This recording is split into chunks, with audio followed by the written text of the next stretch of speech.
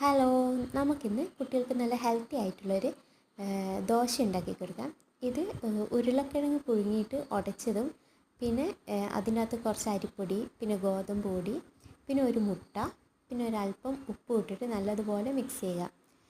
പുഴുങ്ങിയ ഉരുളക്കിഴങ്ങ് നല്ല പേസ്റ്റ് രൂപത്തിൽ തന്നെ ഉടച്ചെടുക്കണം. അതൊക്കെ ആയിട്ടും നല്ലതുപോലെ നമുക്കിത് മിക്സ് ചെയ്തിട്ട് എടുക്കാം. പിന്നെ അതിലേക്ക് ഞാൻ അല്പം ആട്ടിൻപാലാണ് എടുത്തിരിക്കുന്നത്.